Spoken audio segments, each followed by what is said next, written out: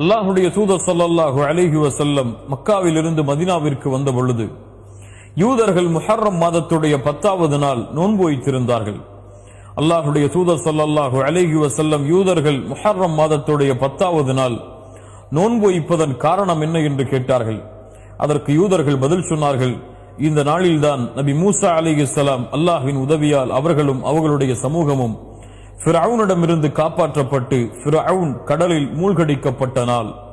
மூசா அலைஹிஸ்ஸலாம் அல்லாஹ்விற்கு இந்த வெற்றிக்கு நன்றி செலுத்துவதற்காக முஹர்ரம் மாதத்துடைய இந்த 10வது நாளில் நோன்பு வைத்தார்கள். அதனால் நாங்களும் நோன்பை நோக்கிறோம் என்று பதில் சொன்னார்கள். அல்லாஹுடைய தூதர் ஸல்லல்லாஹு அலைஹி வஸல்லம் சொன்னார்கள், உங்களை விட நபி மூசாவிற்கு உரிமையானவர்கள் தகுதியானவர்கள் நாங்கள்தான் என்று தங்களுடைய சஹாபாக்களுக்கு முஹர்ரம் மாதத்துடைய 10வது நாள் நோன்பு வைக்குமாறு பணித்தார்கள். அல்லாஹுடைய தூதர் ஸல்லல்லாஹு அலைஹி வஸல்லம் அவர்களும் முஹர்ரம் மாதத்துடைய 10வது நாளில் நோன்பு வைத்தார்கள்.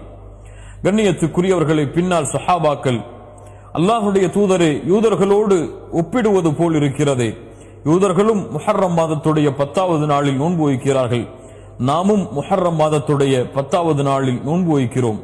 அதற்கு அல்லாஹுடைய தூதர் ஸல்லல்லாஹு அலைஹி வஸல்லம் சொன்னார்கள், யூதர்களுக்கு மாற்றம் செய்யுங்கள்.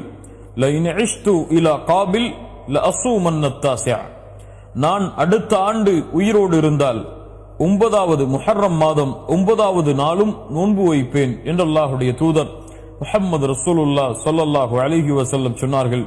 ஆனால் அடுத்த ஆண்டு முஹர்ரம் மாதம் வருவதற்கு முன்னால் அல்லாஹ் ரப்புல் ஆலமீன் அல்லாஹுடைய தூதர் முஹம்மது ரசூலுல்லாஹ் ஸல்லல்லாஹு அலைஹி வஸல்லம் அவர்களுடைய உயிரை கைப்பற்றி விட்டான்.